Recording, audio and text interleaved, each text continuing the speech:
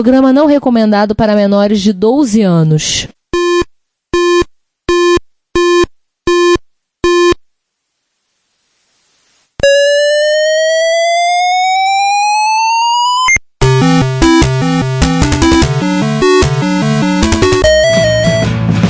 We bought it to help with your homework.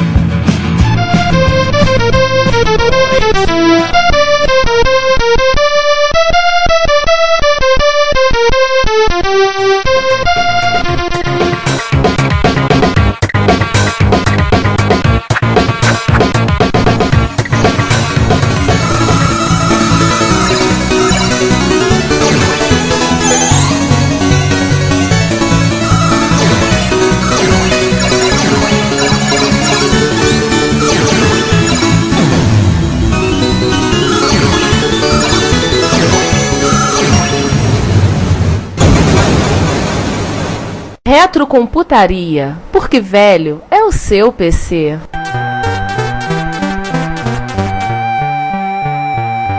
Uma coisa engraçada do C128 é que ele não é computado nas vendas do C64. Então ele. As vendas dele são. Como ele é outro modelo, as vendas são faladas à parte. Se você olhar lá no PUE, ele tem uma seção de demos de 128 e ela é quase infinitamente menor do que a seção do 64. O primeiro detalhe do C128 é que ele foi desenhado por um recém-chegado a Commodore. Não que isso fosse incomum, Jack Tramiel, uma das maneiras que ele tinha de manter os custos baixos era fazer um revezamento de engenheiros, sempre trazer engenheiros recém-formados, aceitariam ganhar menos. Ah, sim. Tinha que botar tempo na carteira, botar experiência na carteira, né? Mas um desses engenheiros recém-formados, que iam trabalhar com salário de miséria, chama-se Bill Hurt. E, ao chegar a Commodore, dentro daquela zorra que estava a Commodore pós-Jack Tramiel, ele caiu no colo dele um tal de D128, cujo objetivo não era de maneira alguma ser o sucessor do Commodore 64, nem ser remotamente compatível com o Commodore 64. Era pra ser uma máquina... Pra variar, a Commodore de novo fazendo máquinas incompatíveis entre si. Não, calma. Aí vem a parte divertida, né? A parte divertida é que a história muda agora. A história muda agora, porque ele tinha até um processador bem bacana, mais memória, o processador era o 6509, uma bela máquina de escritório, né? Como o Juan citou. Era uma máquina bem bacana, 128 KB de RAM, 845, um processador 6509, máquina de escritório linda. Mas alguém do marketing resolveu meter o BD, e aí começa a palhaçada. Número 1, pra começar ele tem que ser retrocompatível com o C64. Peraí, 6509, completamente diferente de 6510, apesar de ser um número a menos, nada a ver. Ok, pra variar, Commodore nunca tinha feito nada igual, colocar máquinas retrocompatíveis. Bem, fazer retrocompatibilidade nos dias de hoje é uma coisa tranquila. FPGA, processador com maior capacidade, você emula componentes antigos, você faz emulação de hardware, você dá o jeito. E na época, como é que fazia isso? E assim foi, 6509 foi substituído por 8502. E ao projeto foi incluído o VIC-20 pra fazer vídeo e o SID pra fazer áudio. Ah, e diga-se de passagem, né? Anos depois a Apple adotou a mesma coisa no GS ao criar um integrado contendo o Apple II inteiro dentro. E é claro, além de tudo, essa máquina ainda tinha que rodar CPM, o que vale ao mesmo argumento, ou seja, colocar um Z80 dentro do bicho. Peraí, aqui nós já temos aqui várias bagunças. Um 8502, um Z80, nós já temos o VIC-2, já temos o C e, putz, ainda não acabou. Ainda como mudança, em relação a rodar CPM, a máquina ainda tinha que ter um Z80 dentro do bicho. E segundo Bill Hurd, e aí entra aquilo que eu falei lá no início, foi daí que surgiu a capação do Z80 de um ZX81. Eles tinham que mandar um protótipo, e eles não tinham Z80, o que eles fizeram? Tinha um ZX81 parado lá no escritório, no laboratório, eles abriram o bicho, arrancaram o Z80. Uau. E não basta isso, ainda tem mais mudança. O pessoal queria utilizar o MOS 8563 VDC, que seria o vídeo do CBM 900, mas ele não foi projetado para rodar sobre aquela CPU, a 8502. E ele rodava num clock de 16 MHz, enquanto o 2 pedia 14,38. E lembrando, eles tinham que estar lá no mesmo barramento, tinham que conversar na mesma velocidade. Aí começa, né? As famosas falhas que viram features. Bem... Não, pera aí, o Sander, vamos começar por uma falha que virou feature que é absolutamente maravilhosa. Manda aí. Que envolve os 80? Manda. Os 80, assim, o primeiro processador que acorda quando o C128 ao boot é os 80. Sim, pra checar qual tipo de cartucho tá na porta. Exatamente, 764 ou 128. Que foi a solução que o Bill Hurd encontrou pra conseguir botar os dois cartuchos. Meu Deus do céu. O Commodore 64 não precisa de nenhum processador adicional para detectar os cartuchos, só que com todas as bananadas de hardware aqui no 128, começou a dar bug na hora de detectar o cartucho cartucho. Você botava um cartucho de 64 e aconteciam mil maluquices. Aí, como o Z80 entrava no ar antes, tiveram a brilhante ideia de usar o Z80 para arbitrar essa lógica e fazer com que o cartucho correto desse boot. Nossa senhora. Aí ele fazia os ajustes das variáveis do... Caramba, ele tinha um integradão, tá aqui, ó. É a placa. O PLA. É o PLA. O integrado que cuidava do mapeamento de RAM e ROM. Então, o Z80 que ajustava todos os registradores desse cara. Agora não vi exatamente, tipo, o Giovanni que tinha que estar aqui, mas basicamente ele fazia a inicialização de hardware necessária para o cartucho encontrar um ambiente compatível. Isso. Os 80 via os cartuchos era de 64 ou 128 e ajustava as variáveis do sistema pro cartucho acreditar que estava no 64 ou no 128. Ou seja, POG em prol da retrocomputação. Exatamente, programação orientada. Mas não era só isso. Não, ainda tem mais? O VDC, gente. Não, o VDC é aquilo. O que é aquilo, cara? Só de Cara, o VDC é lindo. Não, o VDC é maravilhoso. Cara, a cada 30 segundos ele dava uma falha de memória. Pô, tá de brincadeira. A cada 30 segundos uma falha de acesso à memória. A cada um terço de segundo. A cada um terço de segundo, é verdade. A cada um terço de segundo ele dava uma corda velocidade diferente. E isso era normal. Outra coisa, ele não gerava interrupção quando completava uma operação de vídeo. Então os programas tinham que fazer o bank switching do espaço de I/O para dentro do endereçamento e ficar fazendo polling. Aí isso era essa, tá? Isso acabou se tornando piada. Tornando piada. O pessoal passou a dizer, campainha nos tempos necessários. Pecone de tempo pra ver. Pra saber se ele vai tocar, se tem alguém na linha. Pra ver se tem alguém na linha. Deus do céu, como aí tem que o dono perto do escritório fábrica da Commodore que os engenheiros iam beber de noite, falou que de um determinado momento eles começaram a fazer brincadeiras malucas com os telefones públicos lá. Provavelmente desabilitando a campainha deles. Deus do céu. Nossa. Tá, mas ainda não obstante, tem aí o lance da compatibilidade com o C64, né, João? Fala aí. Ele tinha uma compatibilidade de 90, apesar que a Commodore diz que era quase 100. E simplesmente você ligava ele ou com um cartucho, ou então pressionando a tecla Commodore, a console da Commodore, pum, ele botava o modo 64 com aquele mesmo basic tosco e exatamente igual, sem tirar nem pôr. Parece que tem alguns programinhas, alguns joguinhos que dão algumas incompatibilidades, principalmente os PAL. O que acontece originalmente em PAL. O que acontece com muitos programas é o seguinte, eles escrevem em endereço de memória de I/O que não existem no C64, então você escreve e não faz nada. Aí esses endereços passaram a ser ocupados no 128 por mais memória, os vários processadores de vídeo, e aí começou essas operações que eram basicamente NOPs, começaram a dar pau. Justiça seja feita, né? Nesse caso é mais culpa do software do que do hardware. Mas o fato é que muitos jogos existentes de 64 não rodam, uma porcentagem razoável deles não roda. Sim, alguns até bem... 10% só. Não, tem alguns, mas aí que tá, são 10% bem valoroso. Gretgiana Sister, que é o clone do Mario Bros, que foi feito até não tem muito tempo, não roda nem no 128 com emulação de C64. O problema dele é que ele é uma máquina esquizofrênica, né? Sim. Ele é uma máquina maluca, ele tem múltiplas personalidades. E pra cada uma personalidade, putz, cara, são infinitas as possibilidades. Vamos lá. Ele é que nem o Windows 8, né? Ele é que nem o Windows 8, ele é esquizofrênico. O Windows 8 só tem duas. 128 tem. Vamos contar. O modo quase 64. Quase 64. 2. O modo 128 40 colunas. Que é um C64 com Basic 7. Ou seja, é só você ligar o C128 sem fazer nada, entra daquele jeito, uma tela branca e verde. Que é um C64 melhoradinho. Melhoradinho, com mais clock e 128 de RAM. Não, sem mais clock, tá maluco? Mais clock vem agora, no 3. 180 colunas. Aí sim ele ganha mais clock, que é realmente um computador utilizando o 8509, com toda a memória e rodando ao dobro da velocidade de 40 colunas, que ele roda 2 MHz. E pasmem, usando a outra saída de vídeo, o 128 tem duas saídas de vídeo. A outra é CGA. Isso aí. Exatamente. 4. Modo Commodore 64 Z80. Sim, um 64 com um processador Z80. Pra emular aquele cartucho de CPM do 64. Exatamente. Nesse momento, tô vendo umas cabeças explodindo aqui. Deve ser os nossos ouvintes, né?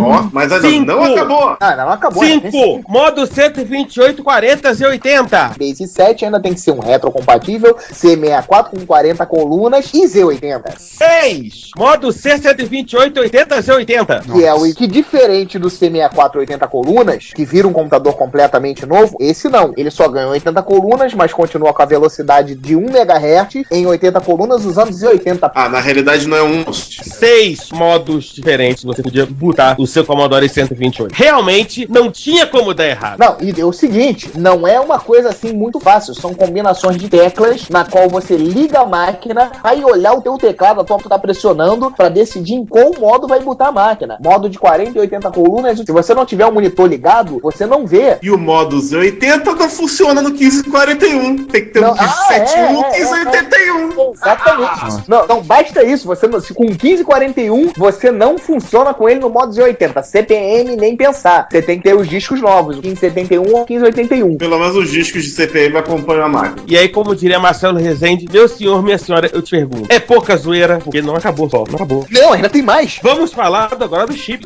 Os bizarros. Não, começando pelo bizarro 8502. O 8502, apesar do nome, era um 6502 rodando a 2 MHz e podia enxergar os 128K de RAM de forma plana. E não era Maper. Não era Maper, era plano. Não era página de memória. Eu tô perguntando como é que isso pode acontecer dentro de programação do 6502. Muita ligação. Precisa confirmar.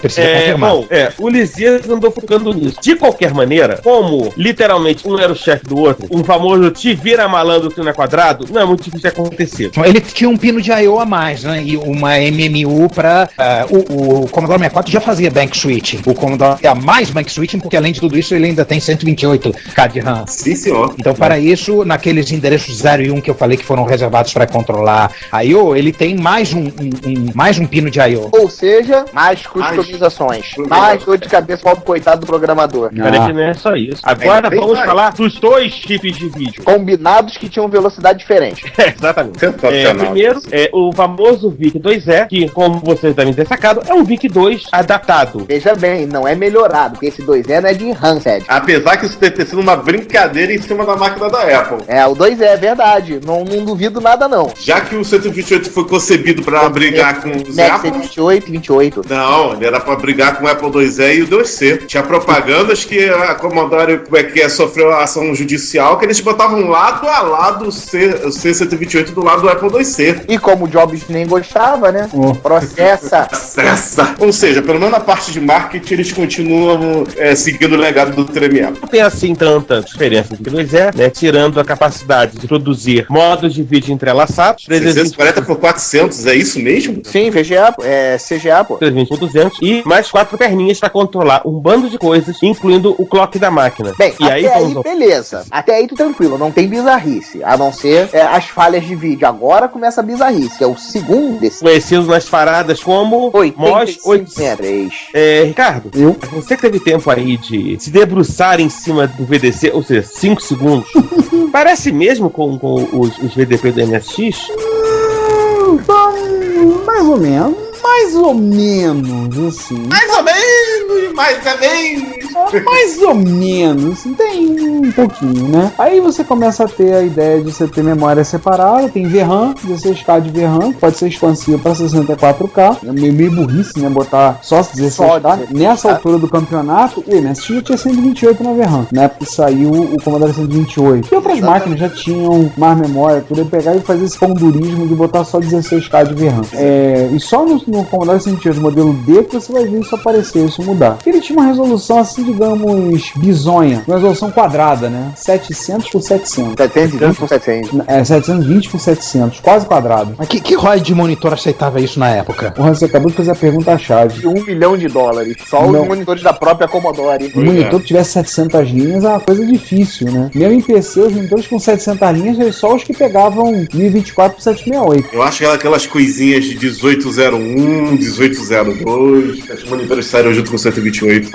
Aposto, cara, que era só aí. Outra coisa que faz ele ficar longe do VDP do MSX é que não tem sprites. E engraçado que também fica longe do VIC-2, porque o VIC-2 também tem sprites e ele não tem. O objetivo era ser mais de uma máquina profissional, né? Esse processador de vídeo. O DC, sempre lembrando que originalmente era pra ser uma máquina de 8 bits profissional. Tipo, dar uma respirada enquanto o Commodore não lançava o CBM 900. E o VDC, da mesma maneira que o TED, né, o Impand Chip de vídeo do da linha 16/+4, era originalmente um blitter, praticamente. Ele não tinha muitas pretensões gráficas, mas virou para um micro doméstico sem pretensão gráfica. A Commodore fazia sentido? Não fazia sentido. Não. E ela vai, finalmente, coloca dentro da máquina um chip que não foi feito pela MOS, né? Os 80. O projeto não foi feito pela MOS, porque a Zilog licenciou os 80 sendo para MOS. Existiam os 80 fabricados pela MOS, mas o projeto não era mais da MOS Technology, né? E a ideia de botar os 80 era que esse 628 pudesse rodar CPM, e aí poder morder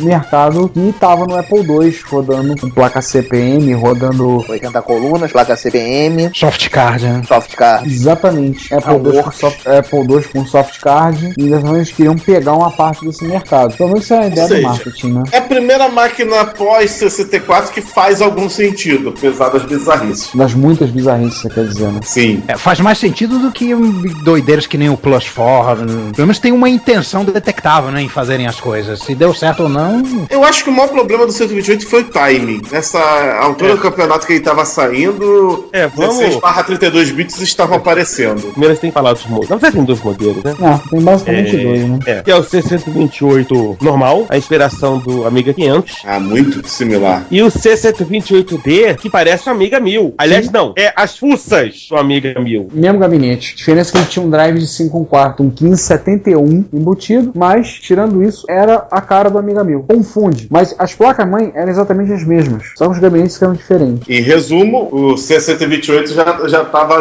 apontando para qual lado que a Commodore estava. Claro, cogitaram, e aí teve boatos, histórias de versões do Commodore 128, variações, como por exemplo, um Commodore 128 com drive de 3,5, que era o Commodore 128 o D/81. Esse, no caso, seria com 1581 embutido. Sim. Não, é o DL, C128 DL. Não, o DL é diferente. Não, é o Commodore, eu tô vendo aqui, é o Commodore 128/D81, que era o que teria o drive 3,5 embutido, que era o 1581. Que ficaria totalmente Amiga 1000, né? Ah, fatalmente. Commodore 256, que nunca foi colocado, foi desenvolvido entre 1986 e 1987. Era um 128 com drive 3,5 integrado, um mouse com um único botão, possibilidade de um HD interno de 125 MB. Na verdade, seria um Commodore 128D/81 com um HD embutido. E o resto completamente igual ao 128. Só uma curiosidade, na caixa do 128 está escrito Expandable up to 512K. E você podia colocar no 64 também, mas no C128, né, a expansão de RAM da própria Commodore, que aí você ia até 256 no 64 e 512K no C128. RAM Expansion Units. Entrava com cartucho, no slot de cartucho? Exatamente. E vou dizer que a gente tem também o Commodore 128 DL, né? Um drive 3,5 numa caixa com tudo junto, tudo enfiado, tudo colocado junto, e vou te contar aqui, micro bizarro. Esse ainda tem algumas fotos de alguns protótipos. Um teclado, os direcionais, um bloco numérico. Tinha um protótipo dele com um drive de disquete embutido. Mas o drive, assim, era em cima. E tinha o teclado, ele era na altura do meio do teclado à frente. Horroroso. Não, você tá ofendendo os horrorosos dessa maneira. Eles podem querer te processar, Sander. Ele era muito pior. Com certeza. Mas enfim. Assim, no Secret Weapons of Commodore, o 128 DL, o primeiro protótipo era bizarro, o segundo protótipo parecia muito com os micros com o drive embutido da segunda metade dos anos 80, que o drive ficava de lado. MSX2, 2 Plus, por exemplo. Os Amiga 500, 600, os Amiga 600. E o 3, eles voltaram a se pendurar, não me pergunte o motivo. O segundo protótipo eu achei até simpático. Parece um Amstrad. O Amstrad gostava disso, né? Que o drive disquete ficava um pouco pra cima do resto do computador. O Amstrad ele fazia isso, é verdade. Além disso, ainda tem o Commodore 128 CR, não existem fotos, tá? Mas sem drive embutido. Ah, não. Semelhante aos anteriores, a gente já comentou. Porque houve o DCR, né? Foi a versão americana do 128D. O DCR, ele trocava particularmente o chassi por um chassi usando aço. Era de plástico, tinha um mais carregável por um plástico. E só. Ah, não. Ele consolidou alguns componentes e trocou o 8563 pelo 8568. Então é um pouquinho... não, e com um detalhe. O 128DC VCR não tinha o funk, tinha o 628D. Mas a princípio não deveria dar problema de superaquecimento. Mas nesse momento, voltando, é o fato de que o CR era um DCR, só que sem o D, tanto na caixa do 628, e que permitiria a Commodore aposentar de vez a família 65XX e se dedicar exclusivamente aos chips mais novos, né? Largasse a vida de NMOS, mas não rolou. E aí, vamos falar dos softwares? Muito pouco, porque exclusivos pra eles? Quase nenhum, né? Porque como Quase ele... nenhum. Da mesma forma como o OS2 rodava programa do Windows e FreeBSD consegue rodar programa do Linux, o Commodore 128 rodava a maior parte da biblioteca do Commodore 64. Então os fabricantes não se interessaram em fazer código específico. É engraçado que parece que esse é sintoma da ponta da linha, né? O Turbo R, o MSX Turbo R passa pela mesma coisa, o pessoal não teve interesse em desenvolver. Apesar das capacidades que podiam ainda sugar dele, não fizeram muita coisa. Pois é. Exato. a base instalada reduzida faz com que não compense. O fabricante de software, o que importa é a base instalada. Em quantos computadores que tem espalhados por aí no mercado eu posso instalar o meu software? E esses micros de fim de linha foram basicamente divisão de base instalada.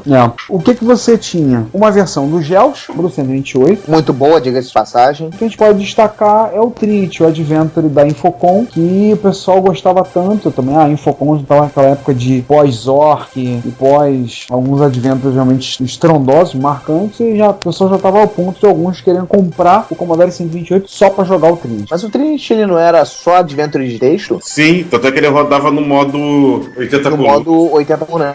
Na coluna. Bom, em termos de outros jogos, a maioria foram em ânsia de porte de jogos de Commodore 64, tipo Rock Horror Show, que é um adventure que teve uma versão para 128 com gráficos melhores, com mais músicas. O Ultima 4, se eu não me engano, também rolou isso. Teve um jogo de carro no estilo de Mad Max e teve um jogo que agora eu não lembro o nome de corrida também, fora o Elite, que até hoje eu não sei se era um porte oficial ou não. Eu acho que não era oficial, não. Mas o Rock, o Horror Show e o Ultima eram portes oficiais, só em 78. Ou seja, o Commodore 128 é uma máquina com recursos bem interessantes, um tanto quanto esquizofrênica, mas que, como todos os micros que saíram, tipo, a ponta da linha, o final de linha, saíram tarde. E a própria Commodore já estava deixando ele meio de lado, porque o que estava vendendo pra caramba nessa época era o Amiga, apesar do Commodore 64 ainda tá na linha de produção, ainda tá sendo vendido. Ela tinha o Commodore 64, o 128 e o Amiga. O Amiga vendendo horrores, o Commodore 64 com o seu público fiel. E o Commodore 128 ficava no meio do caminho olhando, é o filho do meio, né? Que não é caçula nem o primogênito. Pra filho do meio, até que ele foi bem, porque apesar dos pesares, ele vendeu 3 milhões e 500 mil unidades. É que ele estava sob a sombra de um gigante, né? Qualquer outro micro de um outro fabricante da época clássica que já vendeu 3 milhões e meio. Bom, teve sucesso. Sim. De certa forma, ele tinha uma certa coincidência com o 2GS, né? Porque pegaram esse período onde o seu fabricante o fabricante já tinha passado o interesse focado em outra arquitetura, mas o público não queria tanto largar assim. Não queria, não estava resistente. Como disse o João, vendeu bem, 3 milhões e meio, uma marca respeitável. Então tinha essa situação assim. E nesse meio tempo eles estavam projetando o Commodore 65, né, que foi um outro projeto dos muitos da Commodore que não saiu do papel ou que não saiu do estágio de protótipo. Não saiu do protótipo. Alguns protótipos apareceram aí nos eBays da vida, vendidos a preços astronômicos, né? A gente comentou isso no episódio 35. A gente andou falando 2012, 2013 de Commodore 65 aparecendo no eBay a preços absolutamente sem sentido. Sim. E não funcionam, né? Tem chips customizados que não foram feitos. Tem o espaço vazio lá no socket. E você nem tem o que botar lá. O que se sabe, né, do 65, ali volta de 1990, né, foi tomada a decisão de fazer o Commodore 65, na época ainda era C64X, e aí parecia muito com o GS, no sentido de que o pulo do gato dele era para ser os chips de áudio e vídeo. Isso. Você pega, por exemplo, a listagem, o VIC-3, que era o chip de vídeo do C65, ele, além de produzir 256 cores de papelete 4096, ele, por exemplo, podia fazer coisas como 1280 por 400 com 4 cores. Nossa, mãe. Não é 4 cores com bitplane. Ou então, 1280 por 200 por 16. Então você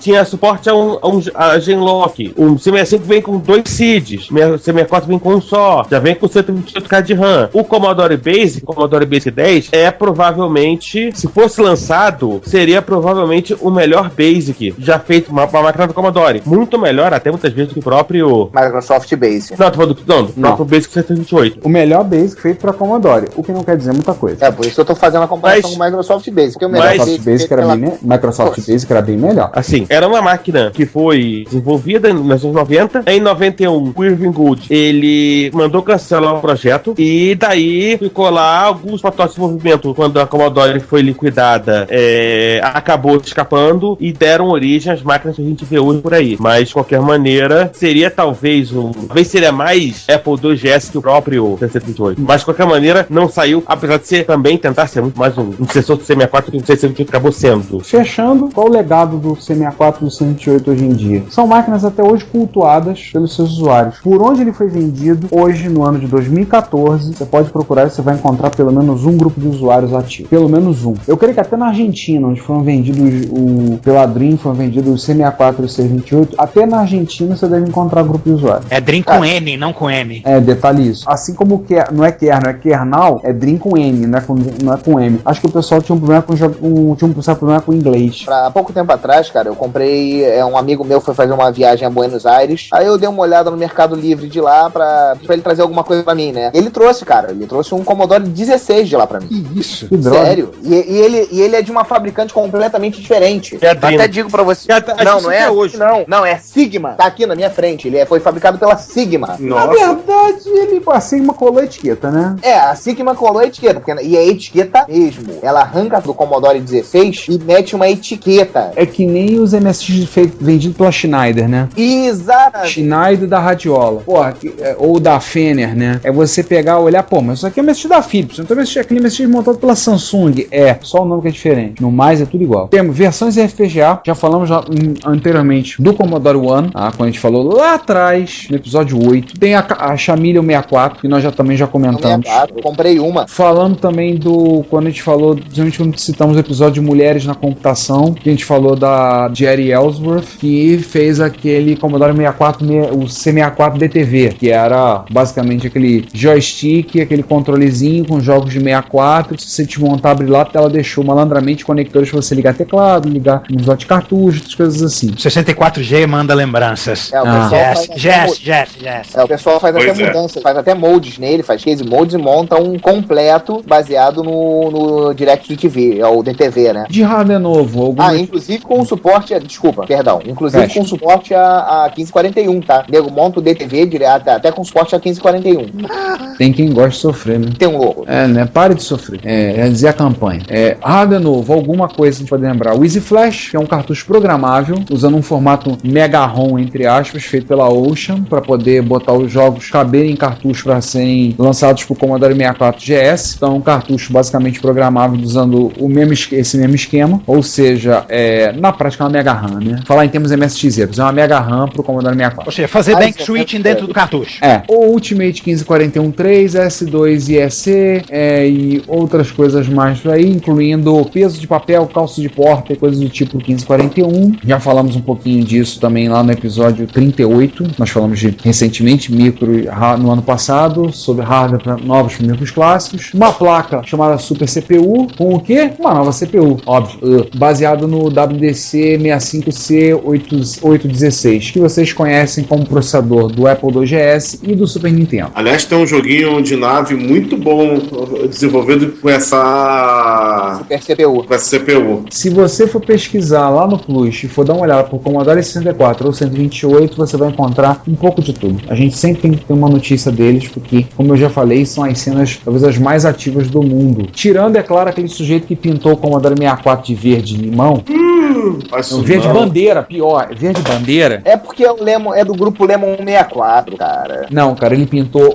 Não justifica. E outra coisa, não é do Lemon que ele fez pior. Ele pintou outros Commodore 64 de outras cores. Ai, Deus do céu. Ele fez a linha de sabores. Ele disse que não chegamos a ver, né? Não. Mas a mensagem já foi ruim o suficiente. Sim. De software novo, o Contic, que é o projeto como ele diz no site, é o sistema operacional para a internet das coisas. O Contic surgiu aí com a ideia de um sistema para você ter suporte a stack TCP/IP, e aí sim, acesso à internet e várias outras coisas. Para 64 tem porte para várias plataformas, e hoje em dia o desenvolvimento continua. Eles têm o interesse de que o Contic seja um sistema operacional para interligar via internet equipamentos que você não vai usar diretamente como computador, da forma como nós conhecemos. Fizeram um port a partir do código-fonte liberado pelo Jordan Mechner do Apple II. Fizeram um outro port do Prince of Persia, ou seja, não posso estar falando besteira, mas pelo que eu entendo, o Commodore 64 tem 2 Prince of Persia. Enquanto o MSX não tem nenhum, que ódio. Tem essa super caixa de pão, Super Bread Box. Uma conversão do jogo Super Crate Box, um jogo indie de 2010, foi convertido para o Commodore 64. Uma conversão desse jogo do Super Crate Box. Então isso é o Super Bread Box, né? Super caixa de pão. E ainda tem uma publisher, a Psytronic, que tá fazendo coisa hoje em dia. Tá soltando e fazendo coisa hoje em dia. No ano da graça de 2014, eles estão produzindo jogos e software para Commodore 64 e algumas outras plataformas. Foram eles que fizeram o Guitar Hero do Commodore 64? Cara, eu vou ser honesto, não sei. Mas o site deles é www.psytronic.net. Releasing new software for retrocomputers.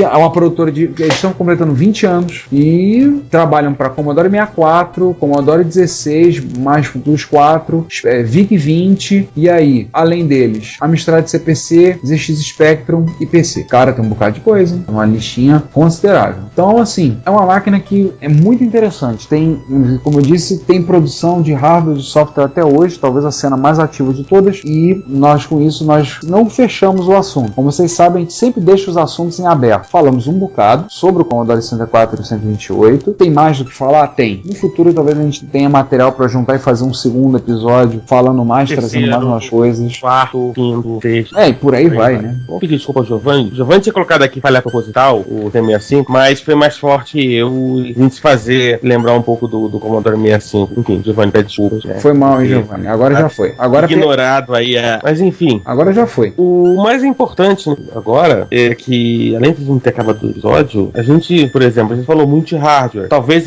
assim, provavelmente a gente vai voltar ao software, porque o software do Commodore 64 é uma coisa absolutamente impressionante. E, de repente, em algum momento, voltar a falar da família 16/116/Plus4 e por aí vai. Se bem que a 16/Plus4 não tem muita coisa. Se a gente for olhar, por exemplo, pela própria lista da Psytronics, tem um software. Pro VIC-20 eles têm 4. Pro Commodore 64 eles têm, acho que uns 40 disponíveis. Não é uma máquina, assim, não tem muita coisa, assim, por conta da época que surgiu no mico que foi, né, na situação, no meio daquele vácuo, a máquina ficou meio perdida. Apesar que a cena, pra variar, polonesa, parece que Ricardo, parece que os seus patrícios gostam de abrigar computadores raros, para não dizer bizarros. Na polonesa é tudo bizarro, cara, é tudo bizarro.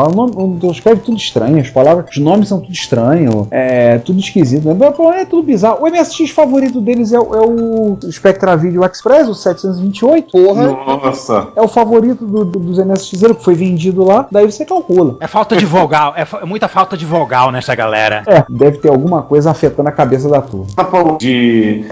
Pro Commodore Plus 4/116 e 16 é o local com mais desenvolvimento de software que teve para essa máquina. Vamos fechar? Vamos fechar. Alguém quer acrescentar alguma coisa? Se não, cale-se agora, fale-se para sempre. Cale-se agora ou fale-se para sempre. É isso aí. A gente já comentou que o Commodore 64 foi vendido até, literalmente, o último sopro de vida da Commodore. E mesmo depois parou de ser vendido nos Estados Unidos, ele foi vendido na Europa, depois foi vendido no leste europeu e conseguiu uma vida nova que nenhum outro computador teve. Aí eu fico pensando uma coisa, aquela história do depósito da Commodore, não tinham amigas ainda em perfeito estado, lacrados. Será que tinha Commodore 64 128 lá? Não, duvido. Provavelmente. Tá, agora esquecemos de uma coisa principal, que é falar da cena de Commodore aqui no Brasil, né? Ela não existiu. O Commodore 64, o Commodore 64, Commodore 16, VIC-20, etc e tal, diferente dos seus irmãos de Apple, MSX, Apple, etc, eles nunca tiveram clones no Brasil. Era uma máquina muito mais difícil de ser clonada, e para uma máquina existir no Brasil na época, ela forçosamente teria que ser clonada. Aí o pessoal preferia clonar o mais clonável, né? TRS. Era uma máquina toda feita em casa pela Commodore, né? Tudo ali tudo na empresa do lado, né? Na Tudo moda. amarradinho. Toda amarradinha. Customizada. Um outro detalhe do Commodore 64 que esquecemos que é essencial, que foi talvez a grande sacada do Jack Tramiel. O Commodore 64 foi um dos primeiros computadores pessoais a ser vendido não apenas em lojas de computador, mas também nas grandes cadeias varejistas. É uma coisa que nos Estados Unidos só tinha na mão. Só até de Radio Shack tinha mesmo, é verdade. Então, você ia no Kmart, você ia numa Sears e você comprava o Commodore 64. Isso permitiu ao Commodore 64 chegar na mão de uma série de compradores que não eram ratos de lojas de computadores, digamos assim. Isso deu ao Commodore 64 a possibilidade de chegar em um público, abre aspas, leigo. Então, o usuário comum conseguia comprar um Commodore 64 Sears. Ele não precisava ir numa Computerland, por exemplo. Daí os 15, 20, 30 milhões que acabaram sendo vendidos por aí ao longo da história. Exatamente. Mas uma coisa que o Sander falou que eu queria falar sobre cena do Commodore 64 no Brasil, ela não digo que ela foi inexistente, mas ela foi muito pequena. Os modelos todos importados. Tinha uma BBS que eu participava exclusiva de Commodore e, cara, pelo que eu me lembro, tinha 100, 150 usuários no Brasil inteiro. Sim. E eu posso dizer que, como eu conheci quase 10 usuários de Commodore na época, eu acho que eu posso dizer aí que o Rio de Janeiro seria o local com maior concentração de usuários. Sim, teve um cara que eu conheci que tinha 128 na época. Eu queria destacar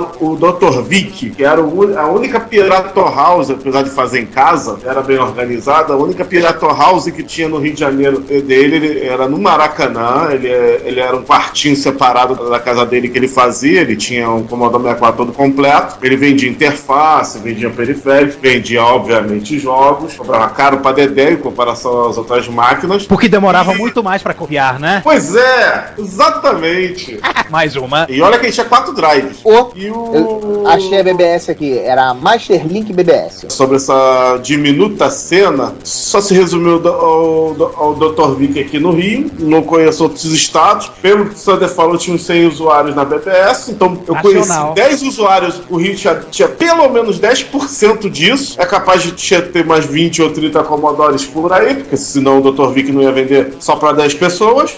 Então eu posso dizer que o Rio de Janeiro foi a maior concentração de Commodore 64 128 do Brasil. Olha só. Se alguém tiver alguma informação, por favor, fale com a gente, que eu não sou o dono da palavra, eu tô falando só de coisas da época. Uma curiosidade aqui é que eu não sabia, nessa BBS tinha um cara que hoje é meu amigo, que é o filho do Portinari, é o João Cândido Portinari. Eu trabalhei com ele no projeto dentro da PUC, implementando o projeto Portinari, que era o projeto de divulgação do catálogo Raisonné do Portinari, que é um dos únicos pintores brasileiros a ter um catálogo Raisonné. Então nós fazíamos a gente cuidava do projeto dele, e eu conheço o João Cândido Portinari de lá, eu lido com ele há bastante tempo, hoje é meu amigo, é meu conhecido, e ele participava dessa BBS. É o tal do Ed Lincoln, usuário de 64, era um músico, Ed Lincoln, não sei quem é, e o João Cândido Portinari. Uma outra coisa que fica a recomendação, dê uma olhada na Jogos 80, se não me engano, número 9, a revista, tem um artigo sobre o único jogo nacional feito para Commodore 64, tem a história, que é baseado no livro do Mário de Andrade, no livro Macunaíma, feito por 2 estudantes de São Paulo. Eu estava lendo há pouco tempo os Jogos 80 e eles estavam contando a história. Eles foram entrevistados. O que eles fizeram foi um jogo que pegava a história do livro e eles vão fazer uma versão, uma adaptação para poder que o professor de literatura deles pediu para ver o livro de uma forma, digamos assim, original. E eles fizeram um jogo. Isso nunca eu tinha visto na época. Pelo visto não passou na mão do Dr. Vic esse jogo. Não. Eles mostraram, se você for olhar Jogos 80, se não me engano, número 9, tá lá fotos do papel milimetrado, os desenhos, como fizeram, tem uma entrevista com os 2 que produziram. Vale como curiosidade, talvez o único jogo nacional feito para Commodore 64. Com certeza. Então, senhores, alguém quer considerar mais alguma coisa? Podemos encerrar? Podemos.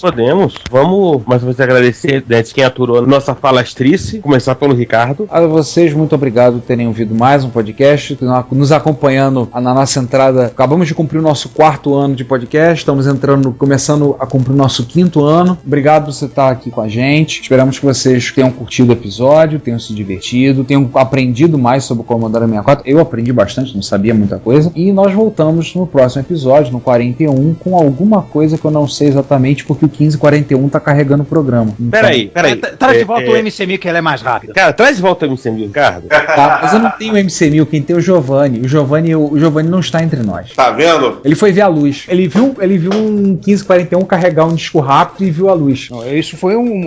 Isso danificou contínuo espaço-tempo, né? Ele deve ter sido sugado para outra dimensão. Isso aí foi assim, realmente foi um acontecimento assim, é ficção científica, não é milagre, é ficção científica. Sim. Enquanto o 1541 não roda a pauta que o MC1000 já tinha rodado, Em sempre fita. bom frisar isso. Em fita. Em fita, sim, volta no 41. E bom dia, boa tarde, boa noite, tchau. Bem, aproveitar que eu falei, então, gente, um abraço pra todo mundo. Se você for também um desses 10 pessoas que eu conheci, que estiver me ouvindo aí, que tiveram Commodore 64, se manifeste aí. Ou você que eu não conheci, também tem Commodore 64, ou no Rio, ou em outra parte do Brasil, se manifeste, que eu queria saber como é que foi a cena do Commodore 64, como o Sander disse, diminuta, mas não inexistente. Então, tchau. Isso aí, galera. Obrigado por nos escutarem. E isso foi realmente mais uma chance para nós de aprender um pouco mais sobre um micro que foi muito popular, mas pouco popular aqui no Brasil. E comentem e adicionem. E qualquer coisa que a gente tiver esquecido, não deixe de entrar em contato com a gente. Um abraço. Fui. Pessoal, um grande abraço a todos. O Commodore 64 é um computador que participou da minha infância, não tanto quanto eu gostaria, mas participou da minha infância. Tenho o seu localzinho reservado aqui na minha prateleira. Vez ou outra eu brinco com giros aqui nele, tava até discutindo com o João. É uma das melhores versões, na minha opinião,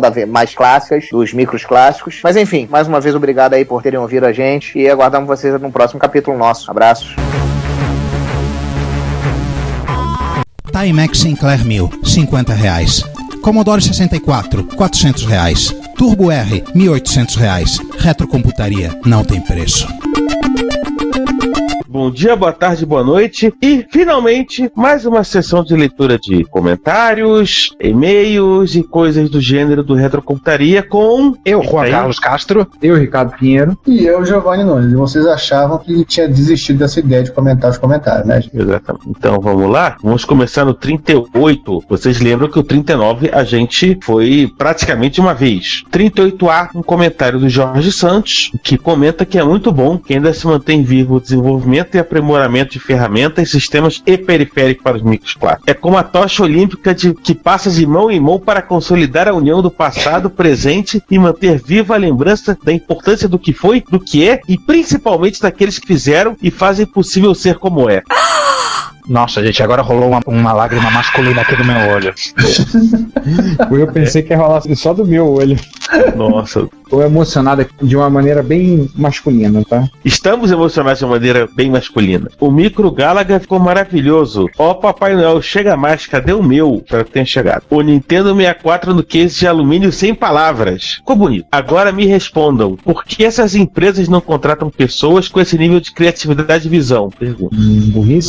Já pensaram que seria... Elas contratam aquelas que elas acham que tem o nível de criatividade e visão que interessa a elas. Ou então essas pessoas criativas não se dão bem nas entrevistas de emprego. Não, geralmente não consegue. Não, a entrevista de emprego é um troço complicado. Mas enfim, e o Jorge Santos continua. Já pensaram que seriam os dispositivos, principalmente videogames, na mão de pessoas assim? Se o modelo de produção assim fosse lançado, seria um sucesso absurdo. Tipo item de coleção, tiragem de X unidades. No mais, meus parabéns pelo episódio e sofrendo aqui para a parte B. Poxa, 2 semanas é cruel. Nós é malvado, tio. Com a mágica da edição, a gente pula já pra 2 semanas depois, né? Só lembrar que o comentário no Retro Hits 94, que foi o episódio que a gente botou a primeira parte da sonora do documentário do Model Man 2, que foi uma bobeada nossa. A gente planejou o episódio sobre a Demoscene para 2013 e, como vocês viram, não aconteceu. Então, irá acontecer em 2014, talvez. Mas é porque o texto dizia que, como o episódio já tinha saído, o episódio não saiu. Então, mal sapão para todos nós. Não, mas nós vamos levar aquela maquininha de apagar a memória lá na casa do Emiliano. Não se preocupe. Do Man in Black.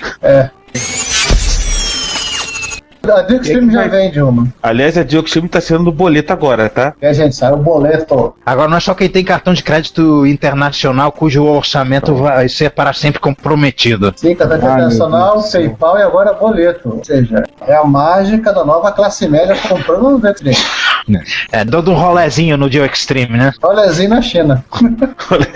Bom, vamos voltar aqui, senão um podcast sobre o Dio Extreme, embora todo ano dia podcast. Isso aí fica lá pro pessoal do Muamba, do Muamba Cast. Exatamente, vamos lá. Bom, pulando para a parte B do episódio 38, o Daniel Campos começa fazendo algumas correções sobre o status da eternamente mutante coleção dele, né? Olha só quem fala, né? Posso falar muito disso. Uhum.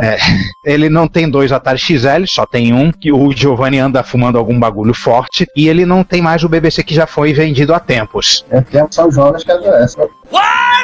Aí eu me lembrei aqui que eu não tinha certeza de quantos Atari ele tinha, no final eu me recordei que tava com um que ele iria pausificar, né? Ia trocar o GT ou o Antic pra ficar em 50 Hz. Na verdade, ele não ia pausificar, ele ia palinizar. É palinizar? Igual que seja isso. Quem vai pausificar são o Atari ST do Sander, né? Enfim.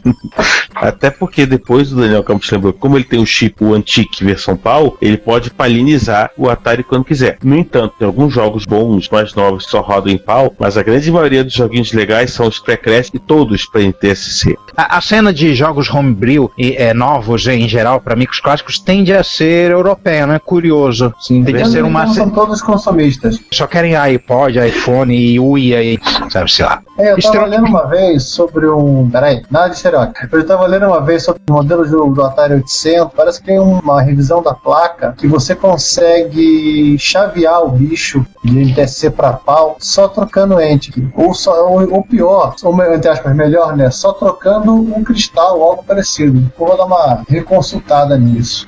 Ricardo, você tá muito quieto nessa parte hoje. Leia aí o comentário. Olha o comentário então do Leonardo Soares. Parabéns pelo podcast. Pessoal, 2 comentários. Tirando algumas unidades, a maioria dos TK-85 já vem de fábrica com espaço na placa para uma Y, conectores e demais componentes e até a marcação do gabinete com espaço do jack de áudio. Isso também tem no TK-85, mas no caso provavelmente compartilharam parte do molde. Só dá para especular razões para a Microdigital não ter usado o que ela mesma fez, como encarecer muito um produto que estava no final da vida, dificuldade de conseguir componentes, etc. É aquelas questões que a gente vai se pergunta, né, de saber por que fizeram isso e não fizeram aquilo, tudo dúvidas que a gente acaba tendo hoje em dia depois que aconteceram no passado. Pequena história sobre interferência de micros nacionais. Final dos anos 80, fui usar meu Expert, ou seja, um celeiro de interferência, durante um jogo de futebol na Globo, a rede do canal no Rio de Janeiro, canal 4, VHF. Já que eu não gostei de futebol mesmo, foi uma gritaria danada, todo mundo dizendo, desliga, eu nem usava RF. Não era incomum também pegar a transmissão de algum videogame, só nunca aconteceu com o micro, pois não tinha nenhum vizinho com microcomputador. Imagina, senhores, a cena, ligando o computador e todo mundo gritando, a família inteira, desliga, o computador já me interferindo com a televisão. Aqueles Master System, não, tava lá, só tava usando. Aqueles Master System Super Compact, tinha uma anteninha, aqueles ali você conseguia irradiar para um andar para cima e um andar para baixo, se morasse no prédio. Provavelmente. Aí o Leonardo Soares lançou uma praga e o Brasil perdeu para a União Soviética na final das Olimpíadas de 88. Deve ter sido esse jogo. Beleza. De qualquer maneira, tem a questão de que o RF dos micros nacionais dos anos 80 era um problema eterno, mal e não resolvido. Talvez também porque não tínhamos uma legislação sobre interferência. Como tem, por exemplo, na Europa hoje em dia, né? Ou nos Estados Unidos, vale lembrar que a primeira série do TRS-80, né, do modelo 1, eles eram assim, bombas de RF. Tanto que o pessoal fazia som no joguinho utilizando o próprio circuito da máquina para produzir interferência em rádio AM. Sim, eu já ouvi essa história.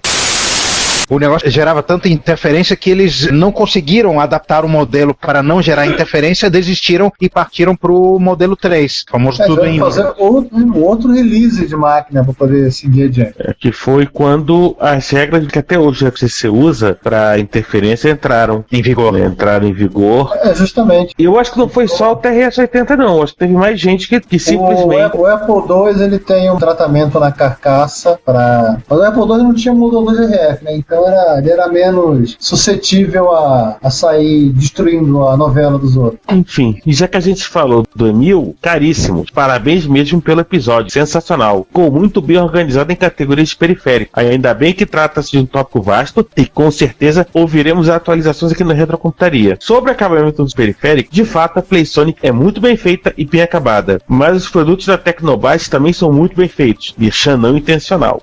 Abraços e parabéns. Valeu. Ele me lembrou que a PlaySonic existe. Ai, tá me dando desejo de novo. Não. Orçamento, não. Ok, tô bem, tô legal.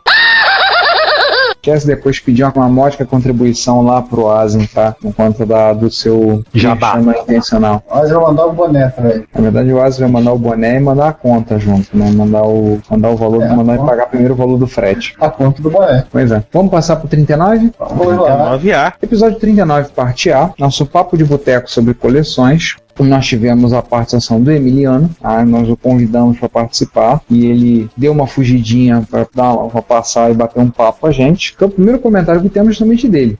Oi, povo, quero parabenizá-los pela qualidade do episódio. O som está ótimo, o assunto é sensacional. Senti falta da sessão de notícias e efemérides. Como era final do ano, e final do ano é complicado para todos nós, tenha tudo, tratou dessa vez a gente suprimiu a sessão de notícias e a sessão de e-mails e jogamos tudo agora para o início de 2014.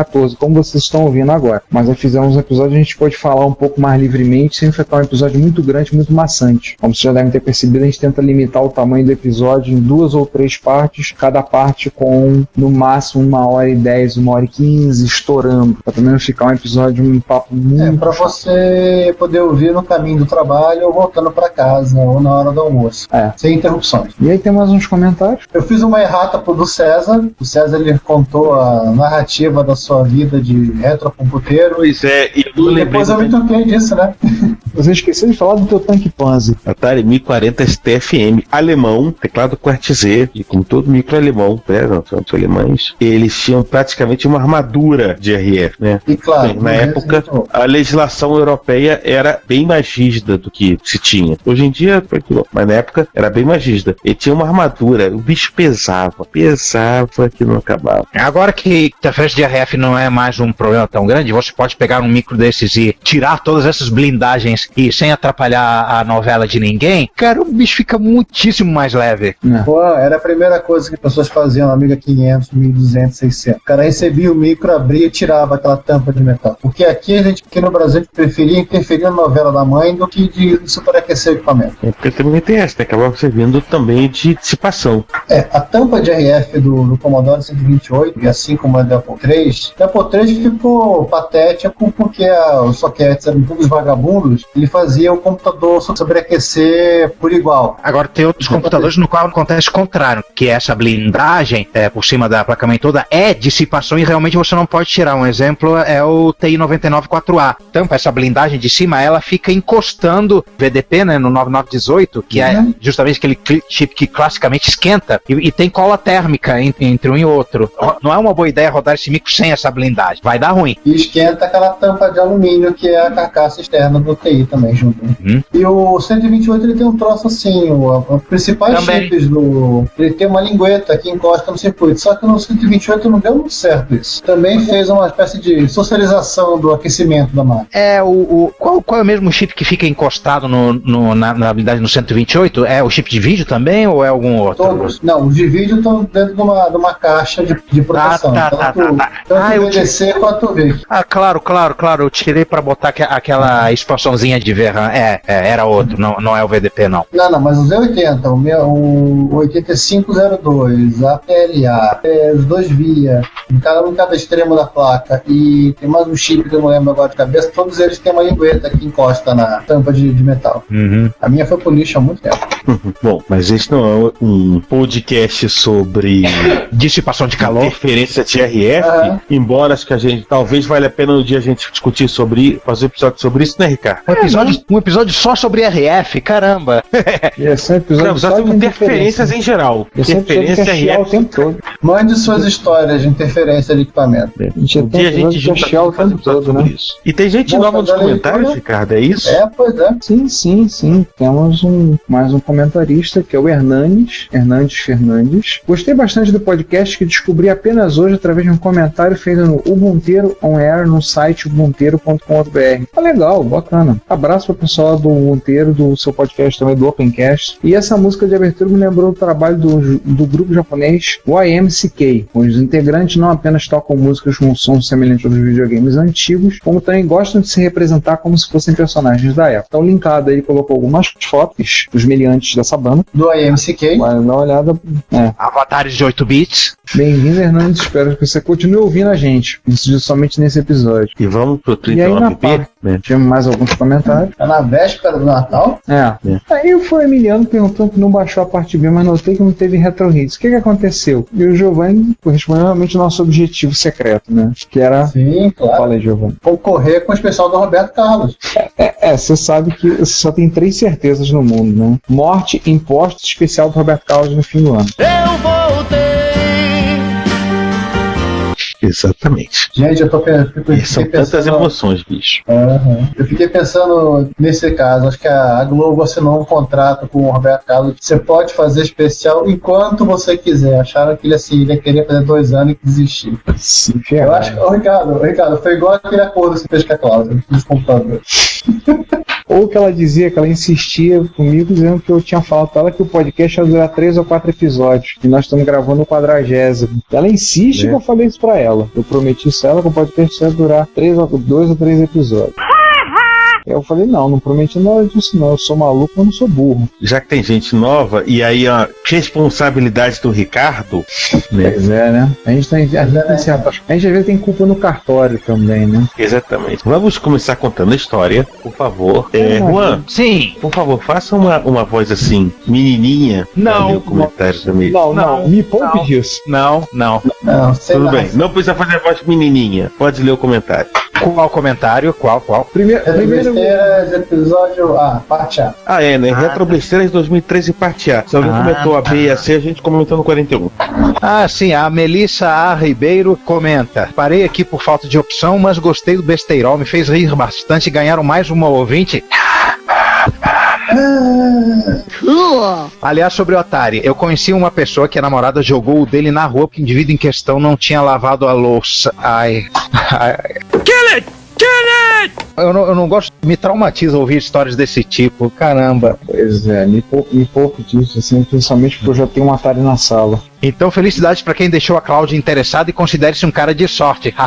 Você é um cara de sorte, Ricardo. Pois é, né? É tua aluna? É tua aluna, é? A Melissa foi minha aluna no ano de 2013. E toda uma história. Eu fiz uma campanha, falei do podcast em sala. Ela disse que ia lá, ia que eu vi.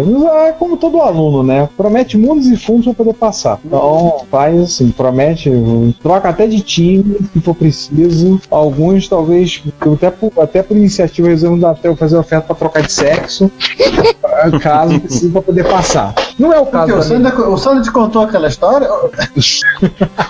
Não, mas não dá pra supor, né? Aí, como o Giovanni perguntou, é true tatu? Eu falei, né? É a história, né? O irmão dela, o irmão da Melissa, o Jefferson, foi meu estagiário também, então... E ela foi a aluna que eu comentei com vocês que tinha prometido na MSX Rio e não foi. Ela quase perdeu o ponto por conta disso. Só não perdeu porque eu sou um cara um pouco legal. Sou um professor um pouco legal. Só um pouco, né? Porque professor não pode ser muito legal, senão o aluno não leva a sério. Mas se o professor for... A gente tem que tentar atingir a medida. Se o professor for muito legal, o aluno não leva a sério. Se o professor for pouco legal, o aluno acha que o cara é carrasco e tudo. Eu acho que eu tava mais pra categoria do pouco legal, já que a turma da Melissa viu um primeiro sorriso que eu dei em sala de aula, eu acho que em setembro. Mas foi um daqueles sorrisos que faz as pessoas terem ainda mais medo do que quando você não sorri, ou foi um sorriso amistoso? Não, foi um sorriso amistoso, por que pareça, tanto que a turma falou, nossa, o Piero sorriu! Foi aquele sorriso, não foi um sorriso estilo, vamos matar o Batman.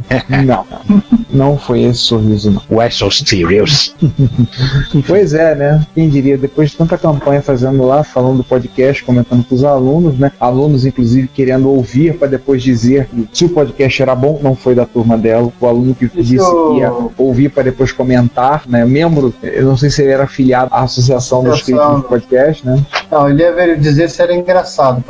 Por falar em aluno e encontros, primeiro, a Melissa e todos os outros alunos do Ricardo estão convidados a comparecer aos nossos encontros que vão acontecer nesse ano no Sesc de Madureira, e foram mencionados no episódio passado na sessão de notícias. E, cara, nenhum de vocês testemunhou na Retro Rio, na volta do almoço, só eu estava presente, entrou uma turma de alunos do Grandel, eles ficaram malucos com aqueles computadores. Quando eu comecei a ligar, eles ficaram mais malucos ainda, todo mundo adorou. Que é uma coisa nova, né, cara? Sim, é como se descesse uma nave espacial, um viajante tempo.